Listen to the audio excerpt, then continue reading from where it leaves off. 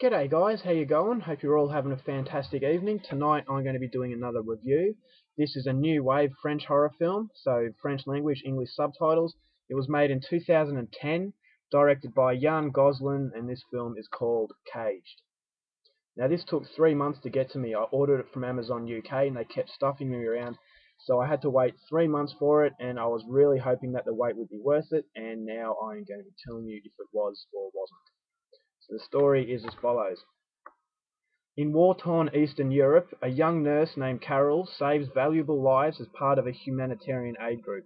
Soon her mission will be over and it will be time to return home. But what seems like a shortcut to freedom soon turns into a journey of agonizing, torturous pain beyond the human threshold.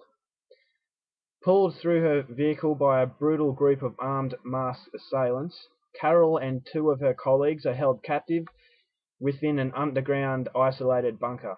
Initially assuming that the kidnapping is politically motivated, the truth is far more horrific than they could possibly imagine. Now Carol's only mission is to survive, but it's a living hell, where staying alive is one thing, but staying in one piece is another. So basically what we have is a humanitarian aid group. There's 3 of them, all friends, they're doctors, and they're working in Eastern Europe. Now it doesn't really pinpoint obviously where they are, but I am led to believe that it's in the Kosovo area, in that war-torn sort of area. So they're saving lives, repairing, injuries, helping eyesight, all that kind of thing that humanitarian aids do.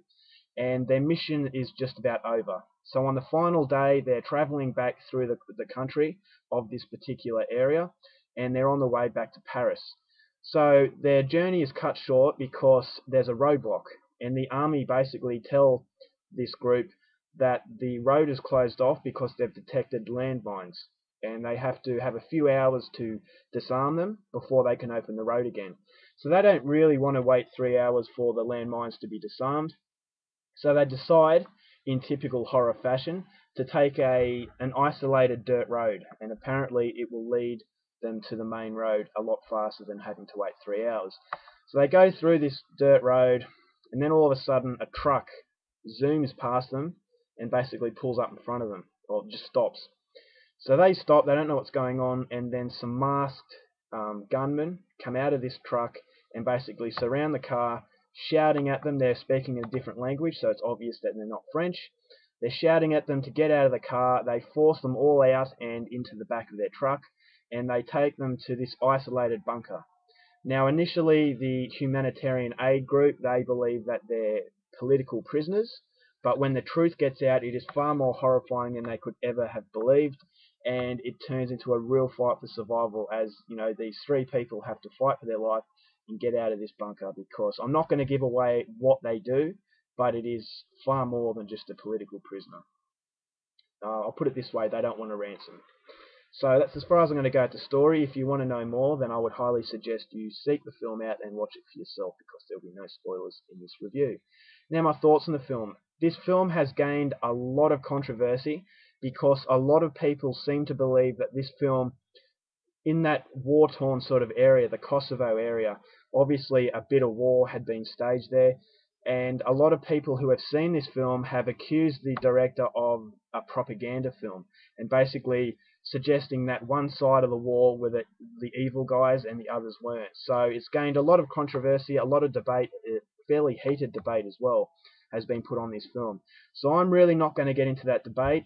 Personally, when I watched the film, I didn't see that this film was painting anyone as evil. It was just a horror film with a few nutjobs, and that was all. It didn't paint a certain country or area of Europe as the bad guys. It just painted, these particular people as evil. It is a horror film, and I think that people are reading into it a little bit too far to say that this is propaganda, because I don't think it is. It's just a story, and that's all. It's not based on a true story. It's a horror film, so I think people just need to relax, and my thoughts on this film are not motivated by the real issues going on in this part of Europe. So yeah, not the most original storyline. It's been sort of done before. People say that this is a spin-off Hostel. Personally, I think this is much, much better than Hostel.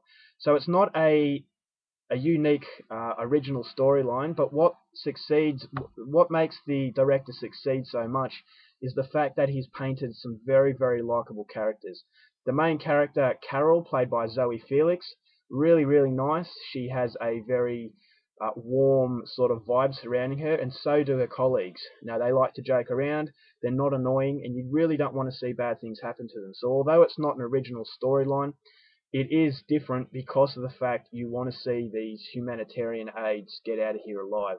So that's what I really like. The director really took the time to, allow the viewer to form some sort of connection with the actual characters. And the fact that it's only an 80-minute long film, it was even better done because it doesn't drag. It's straight to the point, but you still get a feeling of sympathy for the characters. Now, this is a very gory film, but a lot of it is off screen, and you see the aftermath, which I really liked. It's something a little bit different. But where this film exceeds is in the suspense. The suspense was absolutely incredible, especially the last scene inside a cornfield. I thought that was really edge of your seat sort of stuff. So yeah, it's really rare to see a gore film and a suspense film, but I think the director evened it out perfectly. It wasn't unnecessary violence. As I said, most of the violence is off screen. So if you're a gorehound and you like your explicit graphic violence, then this one might not be for you, but there is some very, very good gory detail. And I'm trying my best not to give away what these villains do, but it does involve gore, so just put it that way. The ending was a little bit Hollywoody.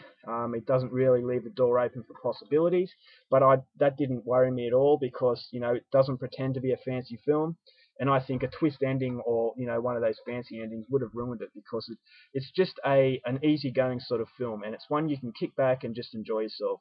And the French have delivered once again with this one. I really, really liked it.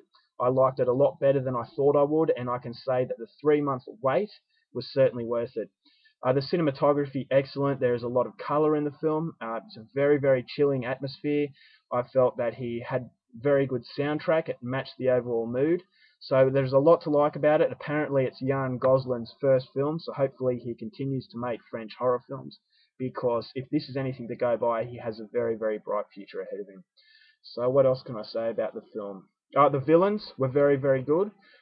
Very chilling. You don't really get to understand what they're saying because they're speaking in another language, which even makes it even more authentic. So I really like that aspect of it. And they were very intimidating, very dirty looking, and you could really tell that they were villains, and you were actually genuinely scared of them. So the director did a really good job with the good guys and bad guys, painted really likable good guys and unlikable bad guys, which is exactly what it should be like. No annoying characters that you just want to see die. So when the death scenes happen, it has more of an emotional sort of impact. So that's my take on the film. It also has a side story to it too, before I forget. And that side story is very small, but I think it was very relevant to the overall film. So all in all, very, very good effort from France. Once again, they've delivered big time for me.